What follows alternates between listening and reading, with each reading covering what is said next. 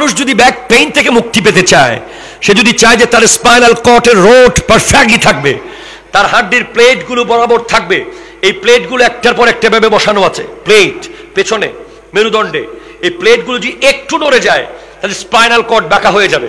আর spinal cord যদি বাঁকা হয়ে যায় ব্যাক পেইন হবে, যেই পেইন তীব্র থেকে তীব্র হবে, এক সময় রক্ত জমতে জমতে এই পেইনের আর কোনো ওষুধ থাকবে না, অপারেশন করে রাস্তা আবার করতে হবে। সেটার একমাত্র ওষুধ হলো রুকু। রুকু রুকু মানে পারফেক্টলি রুকু,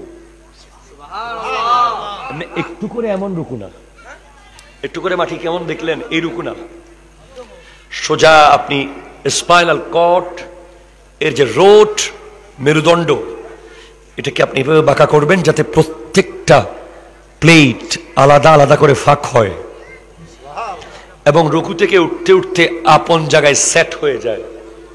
কোমর ব্যথা আছে না নাই? আছে। ঘাড়ের ব্যথা, এই ব্যথাটা মূলত কেন হয়? কারণ তাদের স্পাইনাল কর্ডটা একেবারে সরু জায়গা দিয়ে যাচ্ছে, চিকন নলের মতো। এখানে হাড্ডি যদি একটু বেশ কম হয়ে যায় ওটা সোজাসুজি আর ওটা চলাচল করতে ওখানে ব্লাড সার্কুলেশন পারফেক্টলি হয় না, এজন্য ব্যাক পেইন শুরু হয়ে যায়। অনেক মা বোনেরা নামাজ না পড়ার কারণে এই ব্যথা অনুভব করে, ঠিক কিনা কথা জোরে বলে। যদি রুকু ঠিকভাবে করা হয়, পারফেক্টলি রুকু করা হয়, তাহলে স্পাইনাল কর্ডের যেই রোড আছে, যেই রোড দিয়ে স্পাইনাল কর্ডটি চলে গেছে, যেই রোডে কোনো বাধা আসতে পারবে না।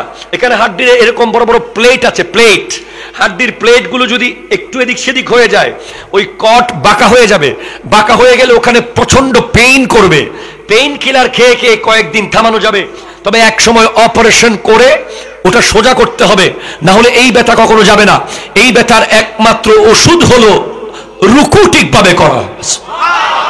অ্যাপ্রোপ্রিয়েট রুকু নাই, অ্যাপ্রোপ্রিয়েট রুকু থাকলে কখনো ডায়াবেটিস হওয়ার সম্ভাবনা নাই। অ্যাপ্রোপ্রিয়েট রুকু থাকলে ওনার ব্লাড প্রেশার, ওনার শরীরে বিভিন্ন রোগ আসতে পারে না। নিশ্চয় হয়তো ওনার সিজদা অ্যাপ্রোপ্রিয়েট না, ওনার রুকু অ্যাপ্রোপ্রিয়েট না, কোনো একটা কারণ আছে। হ্যাঁ, রোগবালাই আল্লাহর দেওয়া, এটা আল্লাহর পরীক্ষা। তারপরেও নামাজের কিয়াম, রুকু, সেজদা এ প্রত্যেকটা বিষয়ের মধ্যে সায়েন্স গবেষণা করেছে, বিজ্ঞানসম্মতভাবে এই নামাজ হলো সমস্ত বডির রোগের ওষুধ। যেই ব্যক্তি নিয়মিত 5 ওয়াক্ত নামাজ পড়ে, পারফেক্টলি রুকু করে, সোজা পিঠ সোজা, একেবারে সোজা থাকবে। কেউ রুকু করে একটু এভাবে তাকায়, আসে না আসে না আসে না, কেউ রুকু করে কোনো মতে একটু করে জমিন দেখে, হালকার উপরে ঝাপসা, আর কেউ রুকু করে পারফেক্টলি। যারা অ্যাপ্রোপ্রিয়েট রুকু করবে তাদের স্পাইনাল কর্ড, স্পাইনাল কর্ড কি আমি আপনাকে বুঝাই। বিজ্ঞান আর ইসলাম আপনি আমাকে দিয়েছেন এগুলো, এই ফকির মিসকিন বহুদিন ধরে এগুলো নিয়ে আলোচনা করছে।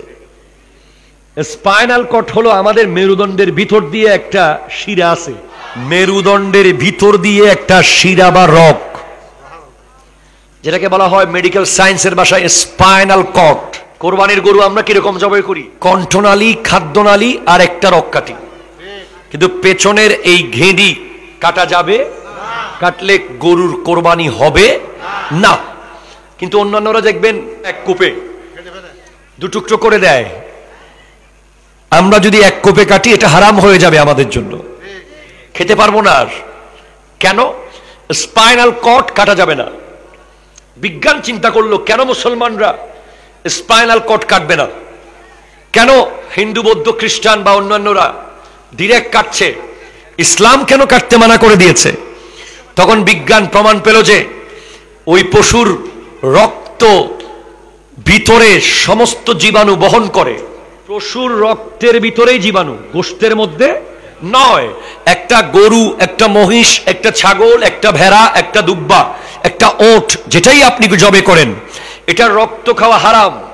রক্ত খাওয়া কি হারাম? কেন? এই রক্তের ভিতরে সমস্ত জীবাণু রয়েছে।